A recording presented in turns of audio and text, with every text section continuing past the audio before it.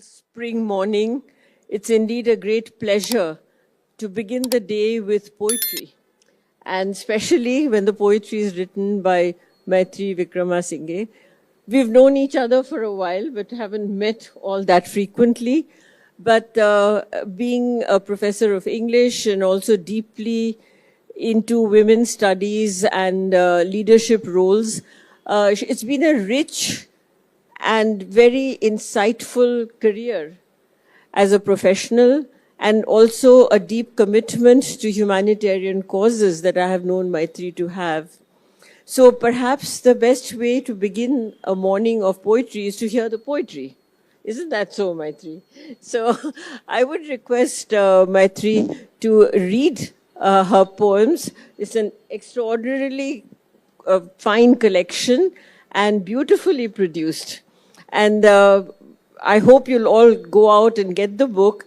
She'll only have the time to read a selection, and we're all looking forward to that.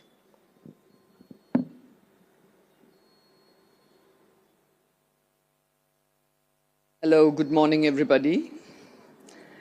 Thank you, Maithree. As Mala says, we have known each other for about 10 years and intermittently met. And I would also like to thank Millie Aishwarya from Penguin for their trust in me and for introducing my book to the audience so persuasively. I would like to begin my reading with a poem titled Blood Orange. These days, there is a fingernail scraping and scraping the skin of our minds with a single flick of a fingernail, scraping and scraping with a tenacity that can split the rind to swell blood orange under a fingernail, scraping and scraping to flip us over the flange of fury with a fingernail, scraping and scraping to inflame us into Molotov cocktails with a trifling fingernail. To me, this poem is one that tries to capture the ethos of our times or the times that we live in today. However, it's quite possible that it may say something else to you. And as an academic, I have been studying and teaching diversity and identity politics for the last 30 or 40 years. And the next poem is one that questions or perhaps expresses the need to nuance our understanding of identity politics. Given the extremes and diversities and divisions and polarizations and sensitivities of today. It's called Colorings. Some people color me blue in blood, while others assume a partisan green, especially if cut wide open. Still others ascribe an academic white in candlelight. Those who don't know me smear a bright pink stereotype. But I paint myself a feminist purple. Yet horse sense makes me think that blood is red. But who knows what color blood once you are dead? Okay. Thank you. I'll read about 8 more poems. Some situations in life can be more taxing than others, and this poem originates from frustration and irascibility. It's called Faculty Meeting. Dear Dean, would you mind if we whimper a little? We are well aware that it is not done for us to howl or growl in the face of immense aggravation for the want of a rapid-firing machine gun, especially in this illustrious congregation of eminent scholastic starfruits, passions, and bananas, holding up their persnickety noses, humbling creative collegiate courses, humping their individual hobby horses, hindering away the arable hours. Not forgetting the rows of lemons and oranges whose zealous wisdom and foragers can never be debunked, given the distinctive impression at every scheduled faculty session of the precise length, depth, familiarity with every single subject as we sit pretty, following the depth of our integrity. Thank you, folks. I'm so sorry. I think I forgot to click the clicker.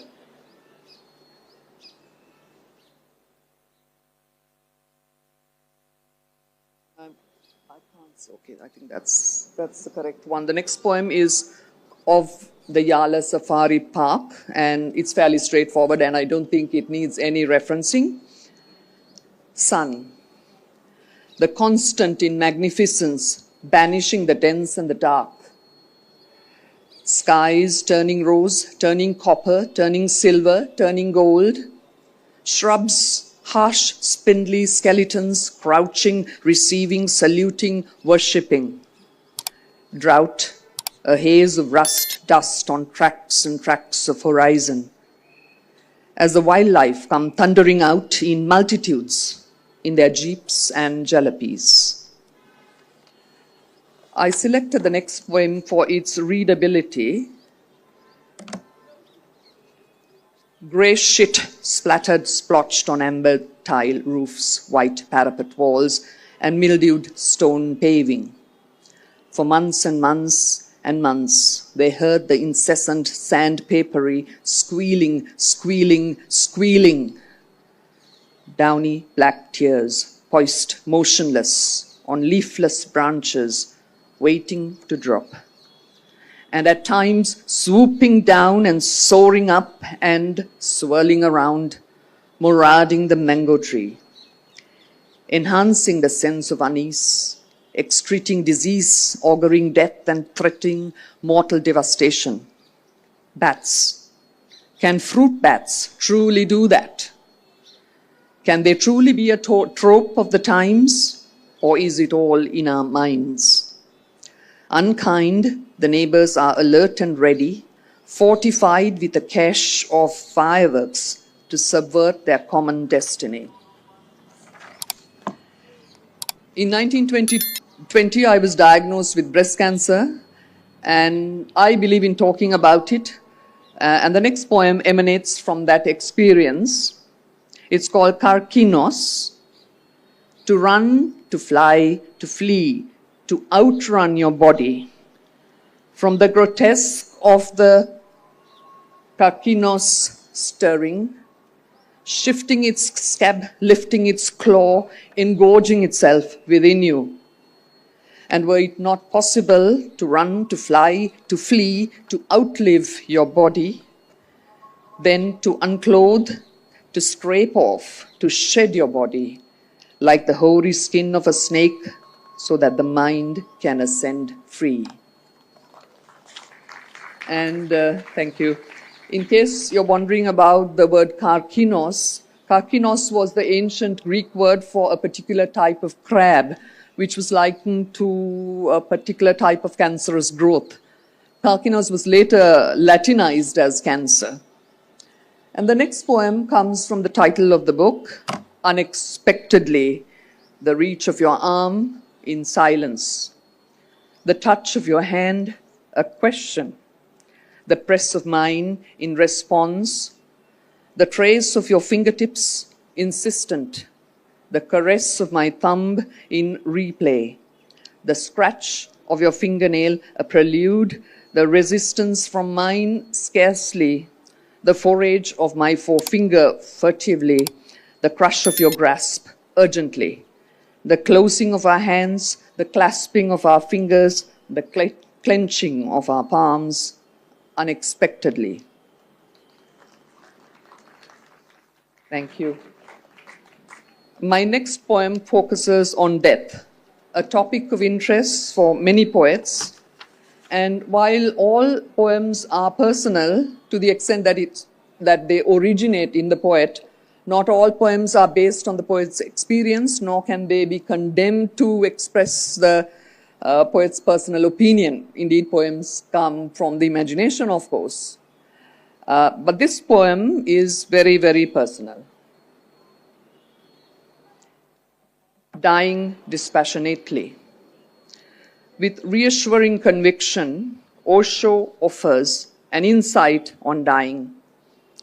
If you can, at the juncture of death, when you are left with no further sentience, telescope and microscope your focus concurrently to channel the touch of your mind onto the cusp of your nostril, onto the wisp and waft and wane of your breath, literally onto the still of presence. If you can periscope yourself from the motion of living, sublimate your consciousness to observe formally the kaleidoscopes of passions, of awareness, of attachment, of agitation, of agony at the impending expiry of life, apparently, you can then seize the moment of dying and witness yourself die dispassionately.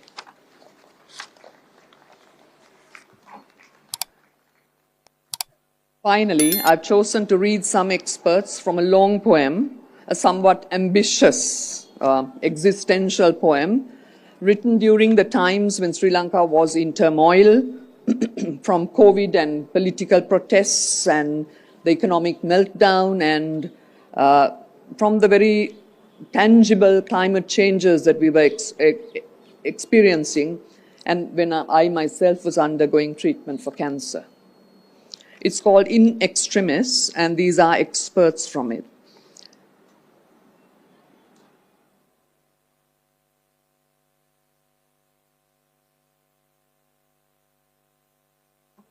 While the steel grey of today sags, interrupted by sparkles of soft champagne sunshine, the much-awaited monsoon splutters to arrive amidst spurts and squalls, but the Kachan winds shall blow and blow and blow within the lee of the southwestern hills, thirsting for the truth or any truth, searching, researching, quantifying, qualifying, collaborating, confabulating, constructing, deconstructing, reconstructing, dismembering, Googling, opining, truth-tabling, experimenting, replicating, preditating, validating, meditating, praying for a truth ceaselessly.